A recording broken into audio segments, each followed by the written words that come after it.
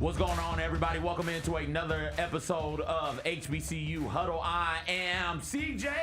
Follow me on the Instagram at new_conradicalness, joined alongside by the homie Ronnie. Yo. What's going on, Ronnie? Follow on Twitter at Ronnie.2K. What's good, G? Yo, what's happening? Make sure y'all like and subscribe. Follow us on all platforms at HBCU Huddle using the Grind City Media app. Absolutely.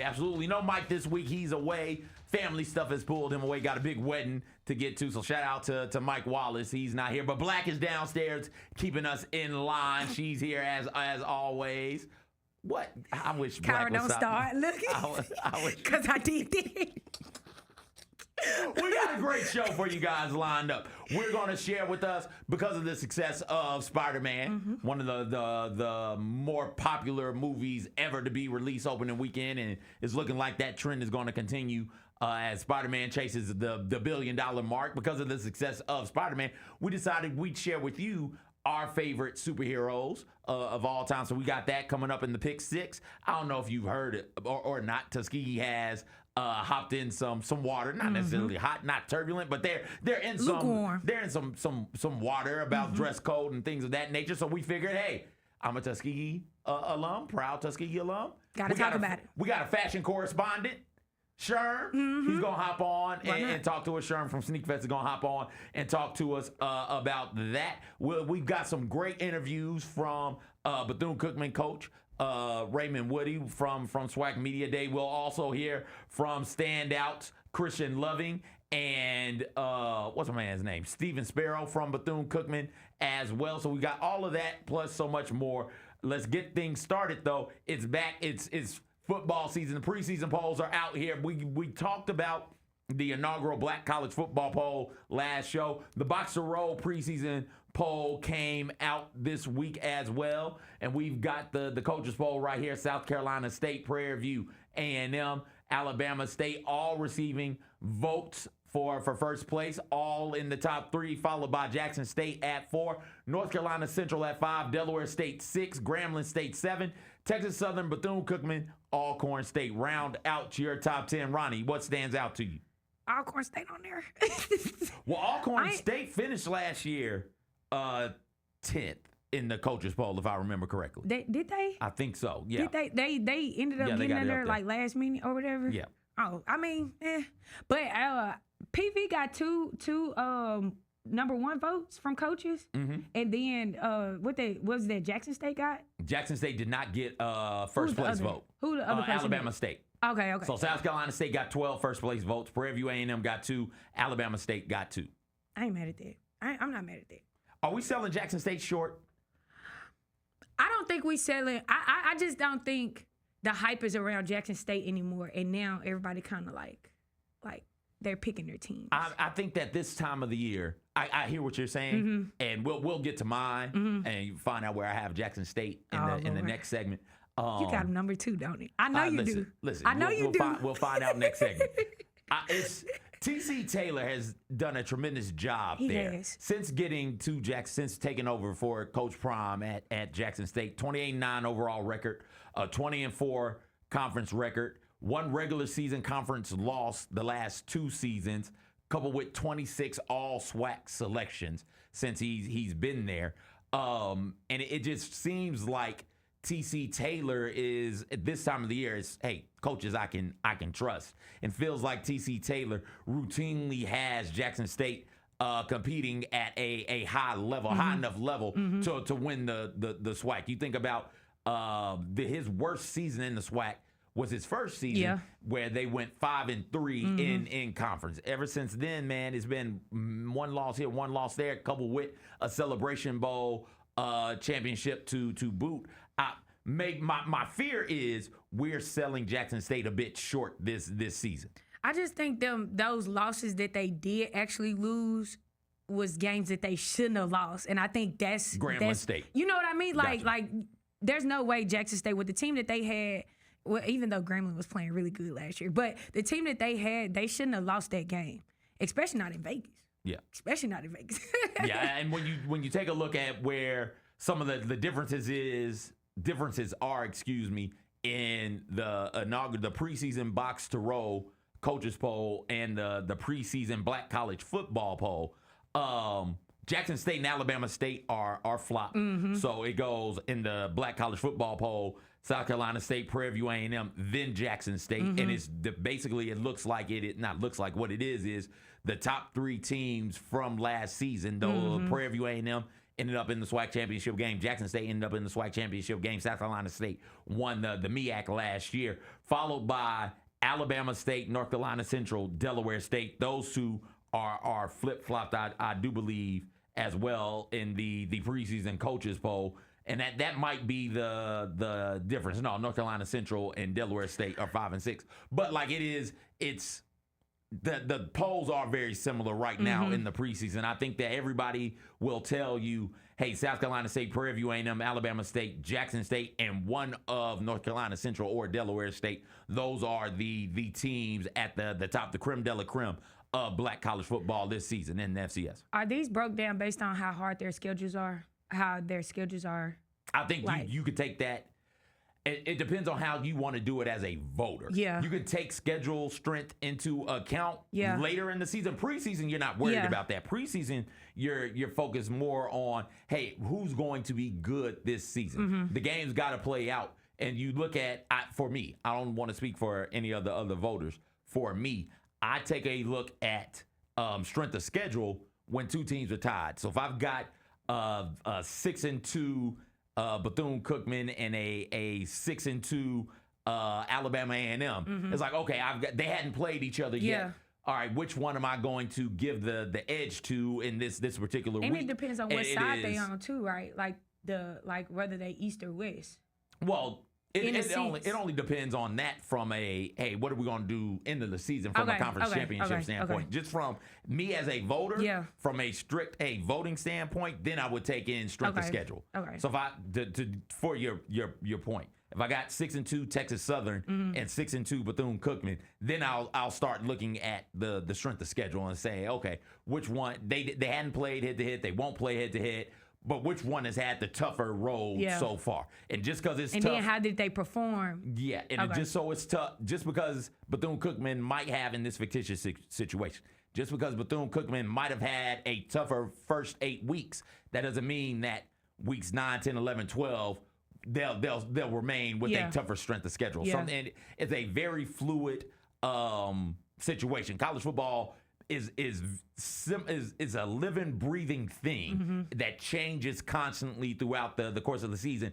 I'm very, very excited about the start of the season and getting to see these young men and these coaches go out there and put it all on the line. Bethune-Cookman comes in at number 9 on the HBCU, the Box Row HBCU coaches poll, and that's great to see. Bethune-Cookman has struggled mightily since joining the SWAC. Last 4 or 5 seasons. Before last season, Bethune's last winning season was 2019, and that was a pretty special season for Bethune-Cookman. Had a chance to catch up with the players, Christian Loving and Stephen Sparrow, as well as Coach Raymond Woodie. We're going to hear from the 2 players. We'll go to break. We'll come back and hear from Coach Woodie. Here's my sit-down interview with Christian Loving and Stephen Sparrow. Welcome back, HBCU Huddle. CJ Hurt here live at SWAC Media Day. Pleased now to be joined by Bethune-Cookman's very own Stephen Sparrow. Stephen, how's it going, man? Hey, man, it's a way of opportunity, man. I'm just blessed, man. Thank you for having me. Hey, thank you for joining us, man. This is a lot, man. You've been at Bethune all 5 years. This is your first media day. How's it been for you? It's truly been a blessing. I'm beyond words. Just truly thankful to be able to not only fellowship but market my team and my name and just make sure that we are understood on the impact that we're gonna have this year. You guys ended the season as one of the real bright spots, in one of the unexpected bright spots in the Black college football space. How do you guys come in the inaugural preseason Black college football poll? Y'all are 8th there. How do you guys carry the momentum from last year into this season and the deal with the weight of the expectations of being a top 10 team in Black college football? understanding that you got to stay hungry. That chip on your shoulder is literally a chip on your shoulder that you got to play with, that you have to come out on every day and understand that it's not just about, oh, I'm a great player. No, everybody's working. Everybody's putting in the work. So it's about what are the extra things that you are doing to be great. So I feel like the key thing for us, especially going into this year, is just understanding that we can't be complacent. Consistency is going to be what takes us to that next level of being a top 5 team rather than a top 10. What are you talk about the things that you have to do to be great? What are some of the things that you have to do as an individual to be great? I feel like this year, coaches definitely counting on me to be a leader for this group. So I feel like this year I have to make sure that I stay focused, stay hard on myself, no days off. Because the moment that I get inconsistent or complacent, it's hard to follow somebody that preaches one thing but does another. So my biggest thing is just I want to stay consistent in my work ethic and what I preach. I don't know if you guys can feel it. I can feel your passion and your intensity, man. That's awesome. Are you always this intense? I'm always this intense. I got a few jokes. I typically make a few people laugh, you know what I'm saying? But when I'm speaking about what I love, I can't help but always bring that same passion into it, no matter what I'm doing. It has to be that same intent. I feel like how Coach Woodie, when they first got the job, that was very hard. That stuck with me. So how you do anything is how you do everything. Yes, sir. Yes, sir. So what are some other things you love? Clearly, you love the game of football. What are some other things you love, man? I love God. I love Jesus Christ. I'm a Christian. I'm a Christian man. I'm a God-fearing man. He's covering me from the top of my head to the heels of my feet. I'm very thankful, very proud, and honored to say that I love Jesus Christ. Awesome, man. That's great to hear. You've been at Bethune-Cookman. I think I mentioned it at the start, and we don't see this a lot in college football anymore, or college sports in general. You've been at Bethune all 5 years. What has that? You're a Wildcat through and through. What has that experience been like from freshman year all the way through till now? I mean, it's definitely just been a long ride. Just to give you a kind of my backstory, just going after my freshman year, I didn't take it as serious. As the man that you see here standing today, I was not that man before. I was definitely going with whatever the waves pushed me rather than pushing through the waves and getting to my destination. You know what I'm saying? Going into my sophomore year, I was academically ineligible. So just getting that wake-up call, Coach Woodie came in and still give me that opportunity, the faith that he put into me to understand that I was going to turn everything around and still be able to be an impactful player for him my sophomore year. It truly just made me understand that everything that I do, whether it's good or bad, when it's bad, it has consequences. When it's good, you have outcomes. You know what I'm saying? You get the right tools. So it's just all about what you put in and the mindset that you have through everything. Because you're going to hear a lot of things, a lot of words are going to come to you. It's up to you what you choose to do with it. Academically eligible your sophomore season. What changed from that sophomore season to junior year and then to now? Just really understanding the opportunity that was in front of me that God had given me. Like he gave me, I have plenty of people that I could go on the list and name that really wanted to play on that collegiate level but didn't get to. And I literally wasted my opportunity. No, I didn't waste it, but I almost did. I almost let my opportunity go to waste, go in the wind, and I could have just been a guy that say, I wish I could have, should have, could have, and all that. But I feel like my biggest thing was I just understood that, you know what I'm saying, I didn't want to, if we've been real, I didn't want to go home and tell my mom, hey, I just wasted a scholarship. And threw it down the drain, the whole degree, just because I wanted to have fun. Yeah. And you can, listen, man, I've heard stories about Bethune-Cookman, Daytona Beach. You can have fun. Of course. You've got to be focused and driven, and it sounds like you are focused and driven. What's your major now? Mass communication. Yes, sir. What are you hoping to do with it? I want to do this. You want to switch seats? We can switch seats and you can interview me, man. You know what I'm saying? But I just feel like, not that I love Bethune-Cookman because I didn't want to be in front of the camera, but they have given me the tools and the attributes I need to be behind the camera, to work that panel, to work what the viewers actually see in terms of watching the television. I've been in plenty of radio rooms. I've had an internship with a local radio station there in Daytona Beach. So I'm really just looking for whatever doors are open for me, and I'm going to make sure that I step through them and thank God for them. You don't want to do what I do. You want to do what Money Cut over there do. Money Cut behind the camera, yes, man. Sir. Yes, sir. That's awesome. All right. What does a good season look like for you guys? What does I talked to you December the 3rd at the end of the regular season, and I say, hey, was it a good season or not? You'll say yes if what happens? I'll say yes if we do better than we did last year. That's the only way. There's no going backwards. There's no 6-6. I really want to be 8-4, 9-3, 10-2, 11-1, 12-0. But 6-6 just means that we stayed the same and we didn't do anything. But that's not necessarily a bad thing because it's hard to maintain.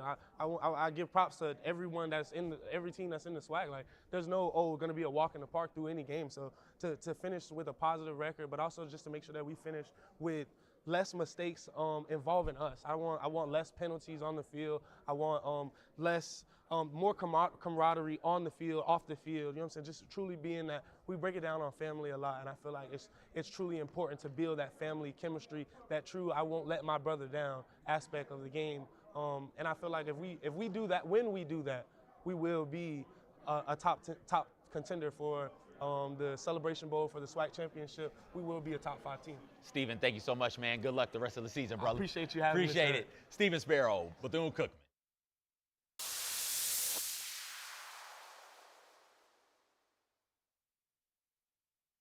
Hits just keep on coming in. We are pleased now to be joined by offensive lineman for Bethune-Cookman, Christian Loving. Christian, how's it going, man? Everything's going pretty good. How about you? I'm good. You walked up, I couldn't notice, man. The medallion. Who's on the medallion, man? This is my grandfather. He passed away at a very, very early age. So okay. Yes, sir. So is that's somebody you play for? Yeah, I do play for I play for everybody that's passed away in my family. I play for my family, everybody that I'm close to. So nice. I got a big chip on my shoulder. Nice, man. And what big shoulders you have. As I said, offensive lineman, yes, man. What are some things, the unsung heroes of the game, right? We'll talk a lot about quarterbacks and running backs from time to time in the media space. And when we're watching games, like, oh, look how hard this person is hitting. And at times you can overlook what's going on in the trenches. What are some things that make you a special offensive lineman and make you stand out? Yeah, I think my aggressiveness, I love finishing blocks. I have great communication on the field, and I just love making sure my guys and myself know what we have going on within the play. So, have you always been an offensive lineman? No, sir. Actually, when I came to Bethune-Cookman, I was playing defensive line. Okay. And then we got to the spring ball with the next coaching change, and they switched me to offensive line, and I started every game since. There's some athleticism there. Yes, sir. So when you started playing like Pop Warner football, were you offensive line? No, so coming out of high school, I was a starting tight end at Catawba College. So. Oh, nice. Okay. Yes, sir. Yes, sir. So you got good hands. Yeah, I do. You get out there and run. They got some routes for you to run. Yeah, a little sticky. Nice, man. That's good stuff. How's the team? How's the energy around your team and with your teammates? The energy is great. We don't have no energy vampires, so we all come to work and go to work. So I love the atmosphere that we build every day. So awesome, man. What are some things that folks might not know about this year's version of Bethune-Cookman that you can't wait for them to find out about? Yeah, last year nobody expected us to go 6-6.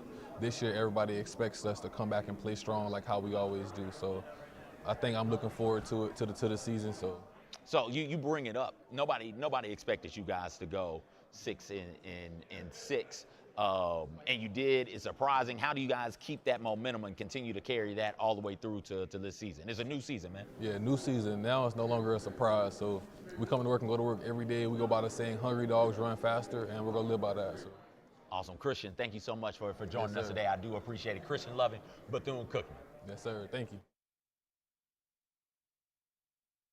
Pressure-packed moment in sports, hands down, has to be shootout in the World Cup. Because I am a casual fan of the beautiful game called football. I wanted to throw up. I wanted to throw up for all of these teams, for every kick. Tune in to the Jessica Benson Show with CJ Hurt, live every weekday at 8 a.m. on YouTube at Grind City Media and the official Grind City Media app. Grizz Nation, rally your squad and make the perfect play call with Grizzlies group tickets for the 2026-27 season. The unforgettable energy of a Grizz game day goes to another level when you're with your team enjoying a lineup of exclusive perks like preferred group pricing, reserved group seating, a scoreboard shout-out, and more. Visit grizzlies.com/groups to place your deposit today and secure your group spot. That's grizzlies.com/groups. Stay on top of everything happening in the 901, the Mid-South, and beyond with Grind City Media's e-newsletter, bringing all the news and notes directly to your inbox. Lang's World, always by Lang Whitaker, touches on the biggest stories in the world of sports and pop culture, while Michael Wallace's Grizzlies Insider brings you all the latest coverage and analysis around the Grizzlies and NBA. Don't miss a thing. Stay connected to the conversation and sign up to download the lowdown today at grindcitymedia.com.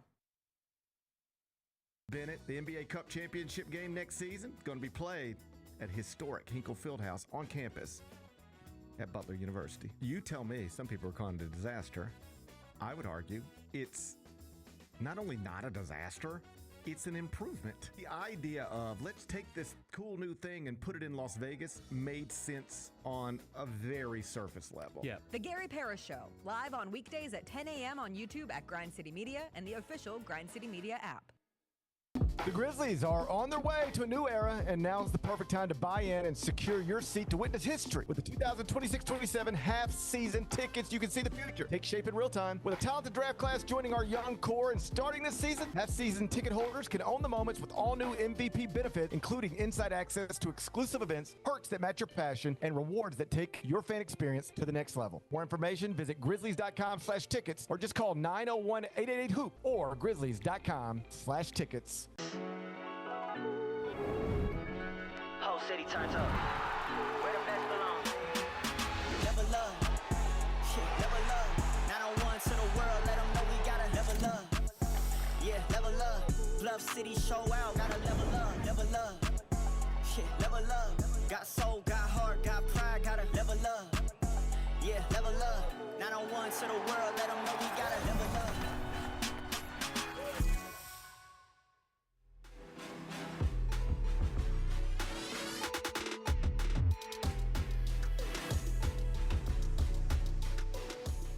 Pleased now to be joined by Raymond Woodie, junior head football coach at Bethune-Cookman. Coach Woodie, man, how's it been today? It's been outstanding. Like I said earlier, just being able to reunite with some of the coaches in the conference and see their players. And a lot of times, you know, we on the island after the season, you know, we're doing our thing, they're doing theirs. But it's really good to see these young men show up on stage and kind of explain their goals for the season, and the coaches as well. Coach Woodie, this is year 4 for you as head coach at Bethune-Cookman. Where have you seen the most improvement for your program? Well, you know, in all aspects, you know, on the field, off the field, and in the classroom. You know, coming into that situation, 2023, it was on APR restrictions, didn't win games, and guys were not being citizens off the field. And now I see them understanding the standard, you know. It's pretty much been a player-led team, and that's what you want, you know. A lot of times you're not going to be around, and you want to know the definition of character. What are they doing when the coaches are not watching? So I've seen growth from all aspects. I had the pleasure of talking with the two players you brought with you today. Sat down with Steven Sparrow particularly. He just said, hey, let me share with you some of my story. I do believe he mentioned that he was academically ineligible his sophomore season. Yes. I asked him, you know, what changed for you? He said, well, I sat down with Coach Woodie. I had a conversation with him, and that was one of the things that kick-started me and that changed my trajectory. When you have, first off, how does that make you feel to hear a player give you that type of credit for changing and helping them to address some mistakes that they might have been making off of the field? Well, you know what, I think we all should do that as coaches. You know, we're mentors, you know, we're role models, and it's the things that I told him, you know, I'm coming in not to be anyone's friend. I'm coming here to change this program, because, you know, if I don't do it, then you'll be accepting another coach in, you know, and for him to do what he did, I mean, he put in the work. It wasn't just myself, it was the whole coaching staff. It was the whole culture, you know, and he's a smart young man. I'm proud of him. He graduated, you know, this spring, and I'm glad to have him back, because he could have left, you know. I mean, he was productive last year, and I'm sure he had people courting, as you call it, courting him and offering money. And he decided, he said, Coach, you know, what we've been through and where I'm at, I'm not chasing the money. I want to be here to see it through, and I'm excited to coach him his last season. Awesome. Coach, when you guys, first 2 seasons, 4 combined conference wins. Yes. Last year, 5 of them. One of the big surprises in not just SWAC and not just black college football, but all of the FCS. How do you guys continue that momentum going forward? You guys were picked in the inaugural preseason black college football poll, top 10. You guys were 8th in that particular poll. How do you guys continue to improve and honor where the preseason poll has you? Well, it's polls, right? Yeah. It's not what you do in the beginning, it's what you do in the end. And I really think that if we are intentional with the technique, fundamentals, attention to detail, we'll be where we want to be. I just go back to last year. You learn from it. I mean, playing Jackson State, going in and having a chance to win that game in Grambling. We had 6 turnovers in 2 games, and you can't do that and be good teams like that. So just being intentional with the technique, fundamentals, and attention to detail. And that's all that was, and that's why the coordination of the play wasn't positive. It's we'll get you out of here on this one. It takes a lot to make a football program successful. Who's a member of the football team that you want to shout out, give some love to? It can be an unknown person, right? It doesn't have to be a player. It can be administrator, a coach, custodian, cafeteria worker, anybody like that. Like there are a lot of hands. You're the head of it, but there are a lot of hands involved in making a football program successful. Who are some people who you like to shout out? Well, I would say Dr. Mosley. Our president. We haven't had a president in 8 years, and he came in with all of us, we're all in, and just for him to support and then trickling down to the AD and administration, Reggie Theus, I really feel like that was a big contributor to our success, giving us the resources. Obviously, people talk about they don't have resources. Well, we're improving. I can truly say that at BCU, so I would have to say it starts at the top with our new president at the helm, Dr. Mosley. Coach Woodie, thank you so much for taking time out and joining us today, brother. Good luck this season. Thank you. Thank you, man. Appreciate it.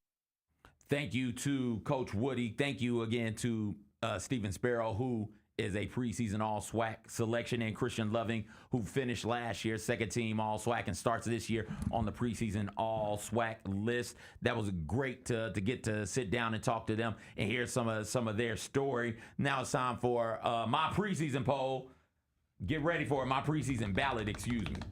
Number 1, South Carolina State. All right, got it. I trust Coach Barry. Let's get it going. Alabama State. Number 2, Andrew Body's back. I know that Coach Robinson is going to have a good defense. Give me Alabama State. That's my prediction to win the SWAC. So they'll be 2. Prairie View A&M comes in at 3. I think Tremaine Jackson is doing a tremendous job down there. One play away from Celebration Bowl championship last year.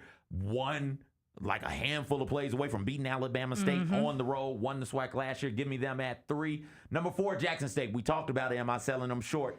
I don't like having them there, but I got those other 3 ahead of them. Then we go North Carolina Central, Delaware State, Bethune-Cookman at 7, FAMU at 8, Texas Southern at 9, and Virginia Union at 10. D2 Virginia Union, led by Coach Alvin Parker. 7 seasons, only 9 conference losses, 4 straight trips to the playoffs, 4 straight seasons, ending the year ranked 2 straight conference championships for Virginia Union. I think they'll be pretty good again this year. I do understand that they are without Curtis Allen and his 30 touchdowns and nearly 200 yards per game on the ground, but I trust Coach Parker. I think they'll be good this year. Ronnie, when you saw it, what did you think? Did I do it right? Is my ballot technically it's decent. It's decent.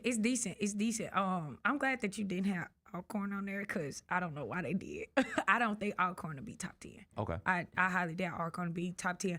But Jackson State number 4 sounds about right. But I don't think Alabama State gonna be PV this year. Okay. I don't think Alabama State. So I would put Coach Jackson them over Alabama State. There's a chance they could play twice this year. They Yeah. play in the regular season, Yeah, and then they meet can each play other. in the SWAC championship. Yes. We'll see how it all plays out. We're just a few short weeks away from opening week of the college football season. We're going to be here with you the whole step away. It's going to be so much fun. We got Sherm coming up, Sneak Fest coming up on the other side. Not Sneak Fest, the show, but Sherm of Sneak Fest on the other side. We're going to delve some into this Tuskegee dress code story. You're listening to HBCU Huddle right here in the Built Tough Studio. Built for Tough Studio on Grind City Media. I couldn't read it.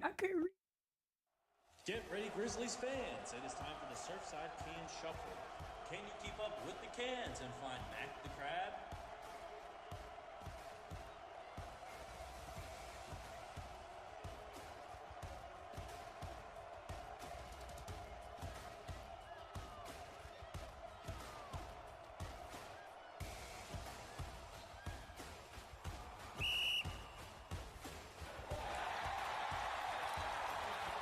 The Grizzlies are on their way to a new era, and now's the perfect time to buy in and secure your seat to witness history. With the 2026-27 half-season tickets, you can see the future take shape in real time. With a talented draft class joining our young core and starting this season, half-season ticket holders can own the moments with all new MVP benefit, including inside access to exclusive events, perks that match your passion, and rewards that take your fan experience to the next level. More information, visit grizzlies.com/tickets or just call 901-888-HOOP or grizzlies.com/tickets. Stay on top of everything happening in the 901, the Mid-South, and beyond with Grind City Media's e-newsletter, bringing all the news and notes directly to your inbox. Lang's World, always by Lang Whitaker, touches on the biggest stories in the world of sports and pop culture, while Michael Wallace's Grizzlies Insider brings you all the latest coverage and analysis around the Grizzlies and NBA. Don't miss a thing. Stay connected to the conversation and sign up to download the lowdown today at grindcitymedia.com. Grizzlies, take your fandom to the next level by becoming an MVP. How long have you been an MVP? Since day one. Enjoy the great benefits of being a season ticket member. Pre-game MVP moments, including Autograph Alley, exclusive Grizz gear deals, access to member or MVP-only player events, and much more. He's been an MVP for 22 years! Become a Grizzlies MVP today. When the arena lights dim for a concert or when the crowd becomes one at a big game, you can almost feel like you're the biggest fan. But who's your biggest fan? It's the person who will get you home safely after a night of drinking. It's a person who looks out for your life to make sure you leave the stadium with someone sober. This could be a designated driver or someone who offers to give you a ride share. Because in Tennessee, fans don't let other fans drive drunk. Brought to you by the Tennessee Highway Safety Office, a division of the Tennessee Department of Safety and Homeland Security. New Amsterdam Vodka is an official partner of the Memphis Grizzlies. It's the only exceptionally smooth vodka that is 5 times distilled, 3 times filtered, and rated 93 points. New Amsterdam believes wins big and small become legendary when you celebrate them with your crew. So here's to the blue, white, and gold, the Memphis grit and grind, and reliving winning moments big and small with Tennessee's favorite basketball team. New Amsterdam Vodka. Find your wins. Welcome back in HBCU Huddle. Please be joined now by our HBCU Huddle fashion correspondent, Sherm of the Sneak Fest crew. Sherm, how's it going on, man? What's going on, CJ? What's going on, Running? Hold on, before you start running, you got to rewind. You got to rewind it and do that back over again because that was bad. Sherm. She'll get a chance. She'll get a chance. We do it. We do it at the end of every segment. Oh, he heard that last part. He heard the last part, right? He heard the last part. Everybody heard the last part. It's a tongue twister. Y'all know I'm a little country a little bit. My pronunciation be off. It just be throwing me off. So we want to go ahead, Sherm. No, go ahead, CJ. We want to have you on because you've been texting me, and I feel like I've told you I'm surprised that this story is a story, and it's still one. I was watching the news earlier this week, getting ready for work. I put it on like ABC live stream of the news, and they ended yes. No, they did. With the Tuskegee's got a new dress code. No, it's they did. Okay, Seriously? I don't understand how this is taking off or why this is taking off, but some of you might have missed it. Tuskegee's president sent a memo out to new students telling them that, hey, there'll be some not just new students, I think the old students as well. There'll be some changes to the Tuskegee dress code. Sent that out maybe last week and a half or so ago. The Tuskegee University Executive Student Government Association, they met with the school president and school leadership about just what that means and just what that looks like.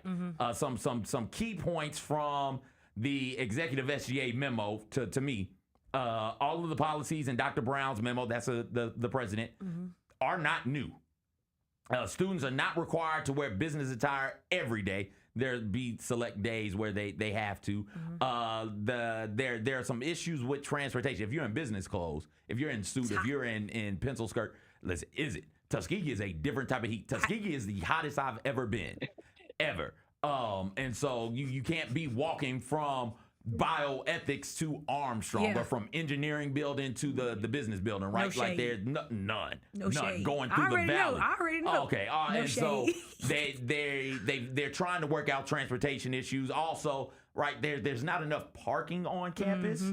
So there's that component in as well. So some stuff that's got to be figured out. Sherm, we've been texting back and forth. Wanted to give you a chance to give your thoughts. Then we'll kick it to Ronnie and we'll discuss the topic. When you saw this though, Sherm, and what were your initial thoughts and what are your thoughts now on the memo that went out by Dr. Brown about addressing pajamas, slippers, bonnets, do-rags, and things of that nature?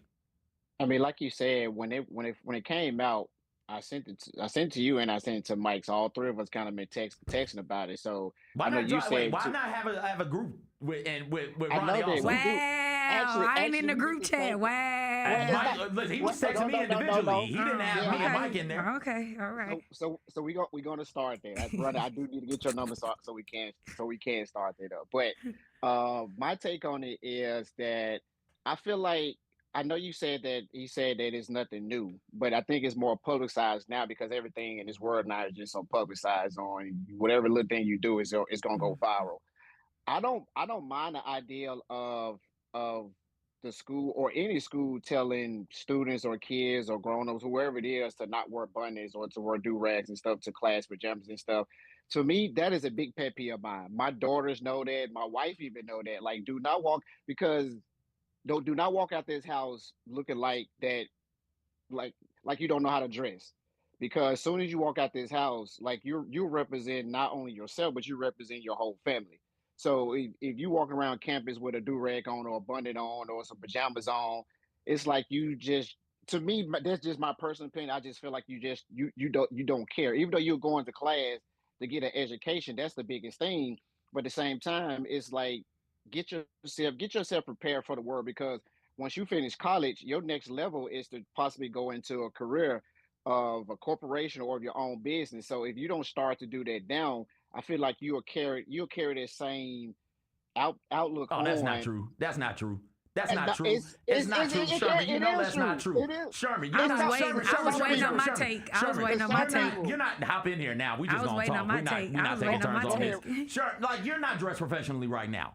Right, but technically speaking, you got a hat on inside, you got a t-shirt on, you don't got a button-down shirt, you're not wearing slacks. I'm wearing a Ninja Turtle t-shirt, Ronnie in a hoodie and sweatpants, right? Like, we know how to dress. Yeah. I just think what he think is what he's getting at, his point is the lounge. Like you're not dressed to go to bed. Which I get that. Right. Like, yeah. I think that's the main thing. But that's hard to do on campus because these kids, these adults, they live on this campus. So you mean to tell me if I got if I don't have classes on Tuesday, I still can't walk around in my bonnet? Like that, I think it'll be hard to enforce this rule because you don't know kids, you don't know the student schedule individually, you don't know where technically they're going. But I highly doubt that there are students actually going to classes with bonnets, do-rags on, because when I was in college, oh my goodness, I'm at the age where I'm saying it. But when I was in college, we had professors stopping us at the door, like our freshman week, like we took a class that said, like, hey, you can't dress like this. It's cool if you're going to the cafeteria, going to the student union, or you in your own leisure time. Yeah. That's cool. But when you're in the classroom, I'm not saying you got to be buttoned down, dressed up, spiffy, like, no, but, hey, we don't want to see your buttocks, and we really don't want to see, like a crop top every now and then. At some point, remember where you are. Everybody knows that. Right, that's why this is so but weird for this to be a story. Some generation, everybody everybody don't know that because knows I ain't gonna lie. First day of school for Shelby County schools was Monday, and some students who are not in uniform, they wearing regular clothes. I done seen crop tops, all type of mess from high school students. So my family's got about 10 years of experience with Tuskegee. Yeah, right? Like I got 4, and it's not like, all right, I graduated 09. My brother graduated 10. My sister graduated 11. I graduated 09. I think my brother graduated 12. My sister put 2 years in from like 2016 to 2018 or something like that. Right? Like I'm saying this to say we've been on that campus for it's not new. It's not new. No. Right? Like I can't tell when we go. We would go into classes, orientation, well, not orientation, but first day of class where it's just, hey, get the syllabus. Here's what we're going to run through. Just so y'all know, this, and this is expected from an attire standpoint in this class. Yeah. The business building got finished when I was sophomore, junior, I can't remember exactly. But it got finished, and everybody knew in the business building, you gotta be dressed slacks, button down, like you for a dude. Whatever the equivalent of is of slacks and button downs for young women. That's what they were expected to wear. Right? Like we know this. And like what Ronnie said, I agree. That's what I was gonna get to. What Ronnie said too. We're not telling you to dress like you said. What we got on now. This is actually suitable to walk around campus or go to a classroom, but what all of us have on. Like Ronnie said, I'm not fit to wake up. If I got an 8 o'clock class, I'm gonna set my. at least I guess it's just me now. We're talking because we're a little older. I'm setting my alarm clock to 7 o'clock so I can get up, get myself prepared to go to class. Again, I'm not fit to come in there. I'm not telling you to come in there with no suit and tie on. What we got on right now is this is decent attire. What all 3 of us have on. That's all we're saying. So then why? And I'm telling you that this is the attire on campus. Yeah. Why is this a thing? Why is it outrage? That's why I'm confused. I think it's fake media. I think the biggest thing is that's the buttoning and the do rag. I think that's the biggest thing. I don't think it's an attire. Sherm, I ain't gonna lie. No, you will see some do rags. You might not see bunny. You might not see a bunny, but you for sure gonna see a do rag, and it depends on your professor if they make you take it off or not. Because I used to see a lot of I ain't gonna lie. I used to see a lot of do rags in school, but my professors was big on, hey, I understand your hair might not be cut. We don't care about that. You gonna look a certain way in my classroom. Like there's the professors. So the professors handled it. Professors handled it. It wasn't from handling it administration. At Tuskegee. I guarantee you they are. This feels like much ado about nothing. Yeah. And fake 2, outrage, clickbait. And it feels calculated. I'm gonna be honest. It feels like Dr. Brown is going through a bit of turmoil. There was a great article by Phil Lewis, who's the editor at the Huffington Post, and he's the Washington Association of Black Journalists president. He ended up catching up with a couple of Tuskegee students and just talking to them about, like, hey, what is going on here? And the article highlights a housing and financial crisis at Tuskegee. Points out Tuskegee's always had some form of dress code. I pointed that out as well. Students in the article say the students are saying, hey, we don't see bonnets and do-rags like that in large numbers in classroom. For it to be addressed to the public. Addressed like this. There are bats. There was a situation where bats were in a dormitory that I talked to a dean of a college once upon a time in 2019. Bats?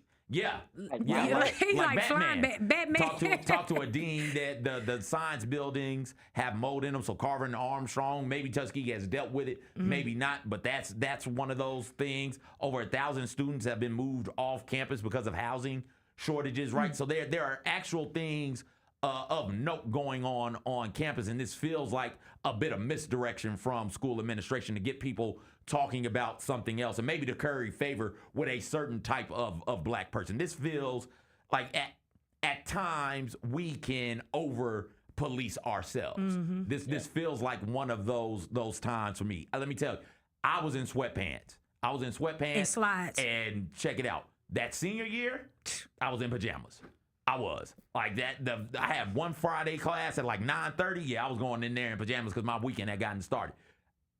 But I did the work. Yeah. Right? Like, focus on the main sure, thing. yeah. I did what needed to be done. And I know for a fact, I can say confidently that there are a large number of people who don't get out of Tuskegee without my help. Mm-hmm. And then I can say confidently, I don't make it out of Tuskegee without the help of my peers. Mm-hmm. If we're in the library and we're studying and it's 5 p.m. when we leave straight from the caf and we're coming over there, and we're going to be in that library till they kick us out the library. Pajamas. Pajamas. You're gonna be It is what it is. Go ahead and Pajamas. wrap your hair up and let's go in there and get this studying done. Because that's what it's going to take to get through organic chemistry. Yep. That's what it's going to take to get through calculus, biochem, immunology, right? Like that type of studying statistics. Yeah, that's what type of studying it's going to take, Ron.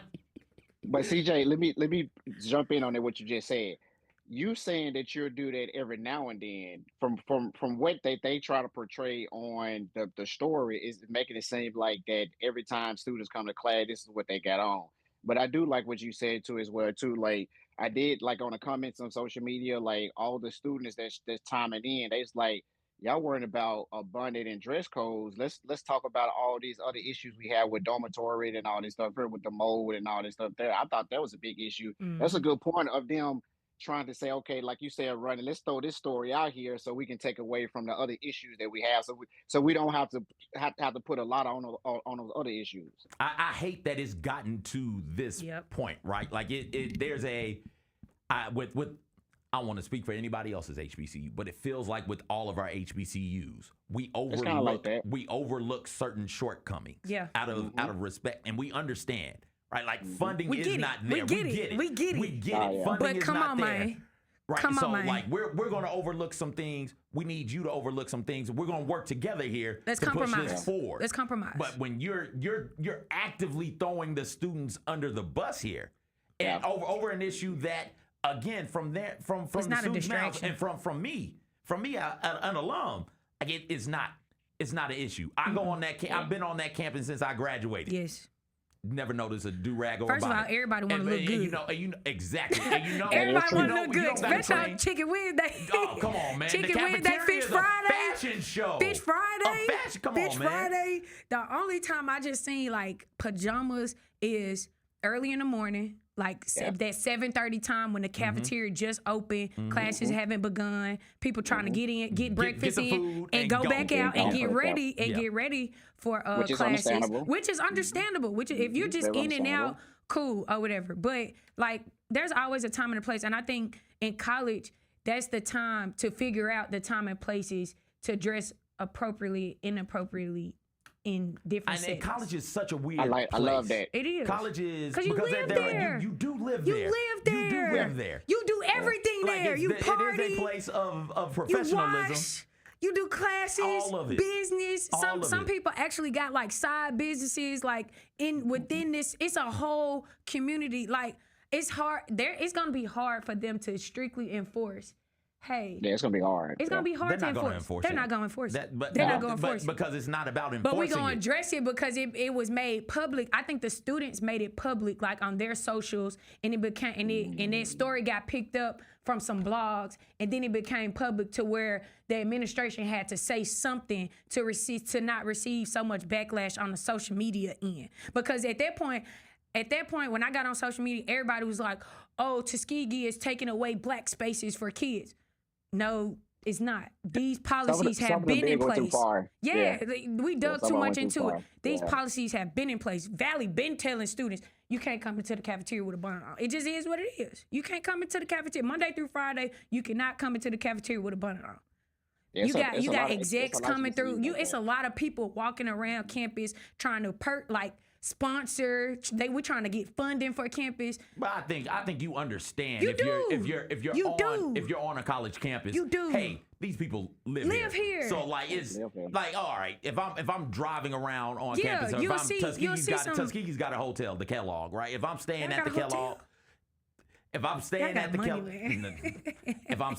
the Kellogg and I step out and it's 9:30 on a Saturday and I see a group of young men in they do-rags and pajama pants walking across campus. Saturday. It's Saturday on a college campus. Ain't nothing open. The school is not open. Like that is no longer a professional space. Yes. This is people Leisure. at their home now. This is They're leisure home, now. yeah. You got to be able to balance the two. The professional, it's multiple type. We talk about code switching from a black perspective into the professional world, but you code switch amongst your world as well. So if you're at home, you're wearing one thing, but if you're at work, you're wearing something else. If you're going out, you just it's chilling. 10 different things you wear going out, depending on where you go. If I'm going to Ida Bina, I'm wearing something else. If I'm going to a Redbirds game, I'm wearing Ida Bina is a restaurant, Ronnie.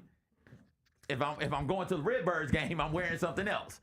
Right? If I'm having a fancy night out with my wife, I'm wearing one thing. If I'm kicking it with Sherm, I'm wearing something entirely different, right? So it's understanding that. Sherm, but that's the key word you said. It's the understanding where you're going, and I think Ronnie hit it on too. This new generation now that's coming up now, different.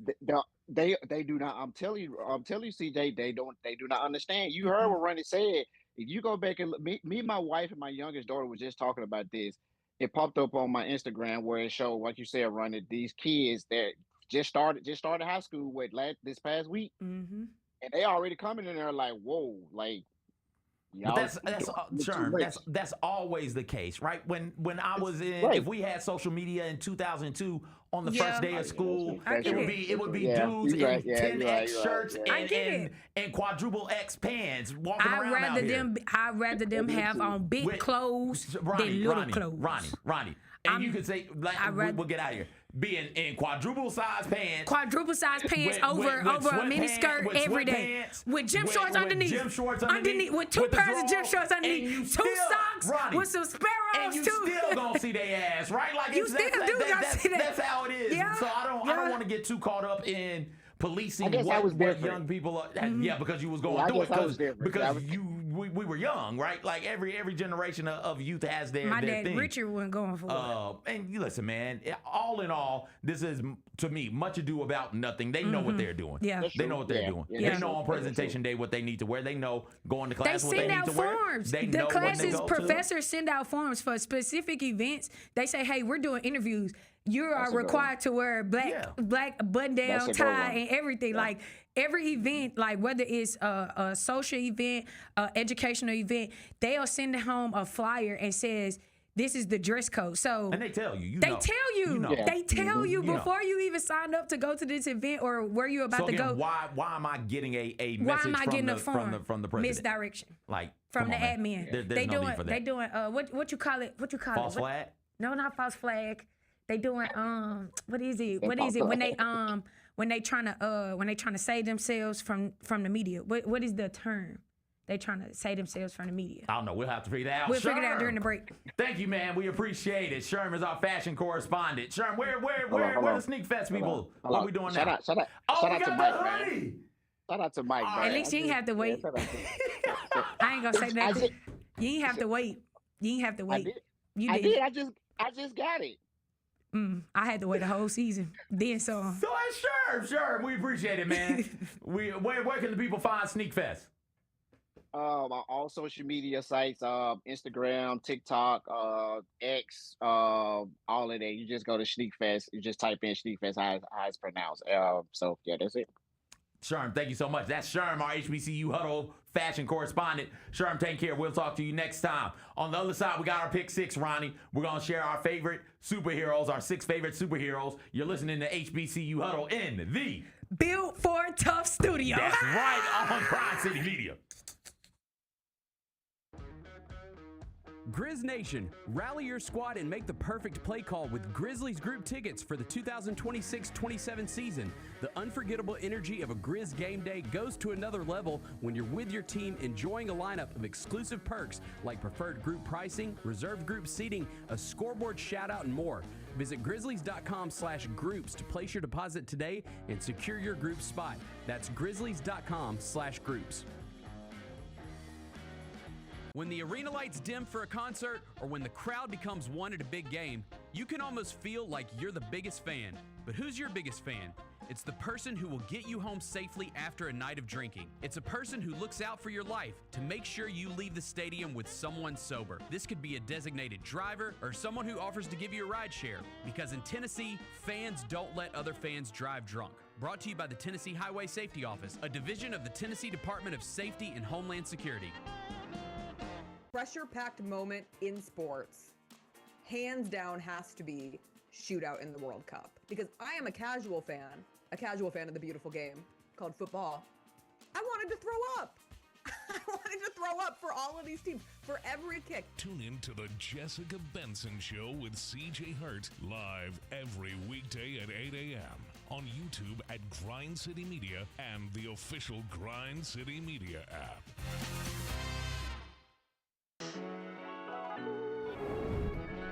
Whole city turns up. Where the best belong. Never love. Shit, never love. 901 to the world, let them know we gotta never love. Yeah, never love. Bluff City show out, gotta never love, never love. Shit, never love. Got soul, got heart, got pride, gotta never love. Yeah, never love. 901 to the world, let them know we gotta never love.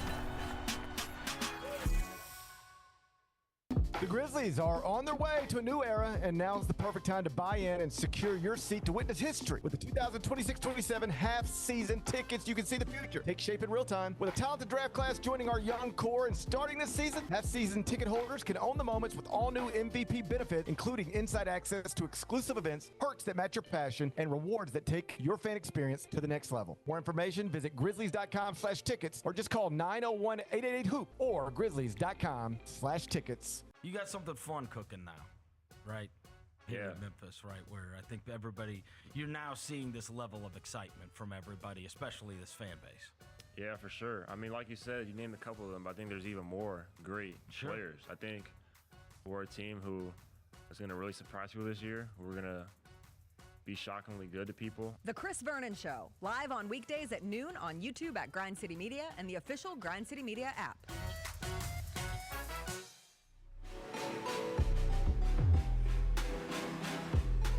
All right. Welcome back in. Time for the Big Six. Ronnie's been waiting for this moment. Yes, because I didn't even take a sneak peek at your pick six. Okay. I did not. So I don't know who you got. You want me to on go first? I do want you to go first, and right. if we got time, versus. Oh, like in a fight? Yeah, like our picks versus. Throw my six up there. Okay. Black said we ain't got time. Throw my six up there. We can make it work. Number 6 for me, Wolverine, X-Men. Love him. Love the attitude and everything. Have you started watching X-Men 97? Are you watching it? The cartoon? No, I haven't. Okay, it's on Disney. It's on Disney Plus. Okay. 2 seasons of it. Great. Bishop, number 5. Love me some Bishop. Love the storyline. Bishop, the time traveling mutant, traveling from the future to the past to try and save his future. That's great. Number 4, shout out Peter Parker, Spider-Man. Number 3 for me, Deadpool. I love the Merc with a mouth. Number 2 is the Batman, greatest detective of all time, Batman. And number 1, you see it on the chest, Teenage Mutant Ninja Turtles, baby. I hate Batman. Why do you hate Batman? He don't got no super. He not no. Thank you, Kyra. He just a rich white. You can say rich white man. Ronnie, go with yours. Go to my Big Six, man. Go to my Big Six. Throw Ronnie's Big Six up there. Oh my goodness, Go that's ahead. funny. Go, Ronnie. Oh, you talking about rich white man? First of all, Storm, Halle Berry Storm. Okay. I love Halle Berry. All right. Black Panther. I don't know why he went on your superhero list. Wolverine, for obvious reasons. Okay. The Phoenix. I find Jean Grey so boring. In the apocalypse. Phoenix in the apocalypse. I find Jean Grey in the Phoenix remarkably boring. She is so powerful, though. So is Superman. I find him boring, too. Go ahead. Okay, Beast Boy. That's a good one. That's Beast a fun Boy, one. I love. That's he a fun gotta one. be black. Number 1, Iron Man. Speaking of rich white man, he got a whole super suit. What does that mean? It's Batman a super has a suit. utility belt. It's a super suit. It's a utility and belt. he able to pick up Thor. He was able to pick up Thor's hammer. Everybody. No, he wasn't. Yes, he was. No, he was not. Was it Captain America? Yeah. Freak. But I still love Iron Man. Yeah, he's a rich white man. I love Iron Man with a super suit. Who do you know got a super suit other than Black Panther? The Power Rangers got a super suit. What are we talking? Everybody's got powerful super suits. The Power Rangers are bad. Voltron them got super suits. What are we talking about? It ain't like Iron Man. Iron Man gets an update like iPhones. I don't give Iron a Man damn gets about that. and he gave out a suit to the black Iron Man. To War Machine? Yeah, War the dude with Machine. the Don't things. call him Black Iron Man. That He man is. has I a mean, name. in It's the War movie Machine. they called him the Black Iron Man. Who called him the Black It was Iron a Man? funny thing. They was like, "Oh, you're gonna be the Black Iron Man." Yeah, he's War Machine. Oh, well, Yeah. War Machine. Call him by his name. Okay, War Machine. Kyra, what you got? And he gave Spider-Man a suit. Spider-Man don't need a suit. He gave Spider-Man a suit. Beast, Cyborg. Number 4, Black Teen Titans. Panther. Thank you. Number 3. Thank you. Is Thank you, Kyra. Wolverine. Thank you, number Kyra. 2, Storm. Thank number you, 1, Kyra. Thor. That's I Kyra's. don't really like Thor. I don't like Thor. I find Thor. him boring also. Okay, now Thor is funny. Ragnarok. I need my heroes to be. I like be a Thor little when he's humorous. with Hulk. I like Thor when he's with they're Hulk. funny. They are. They play off one another They real do. well. They do. They real do. well. They do. Who do They you do. think's gonna win in a fight? My list for sure. How's your list? My list Your for list sure. can't handle the I got the Mutant Phoenix. Turtles? What they You got? can't They get got a into knife. Michelangelo's All they got mind. is a knife. They got them little stick and ninja chucks. And nunchucks. That's right. That'll do it for this episode of HBCU Huddle. Thank you guys for kicking it with us. For Kyra, for Ronnie, for Mike, he's not here. Thank you to Sherm as well. You've been listening to HBCU Huddle. We'll talk to you again real soon.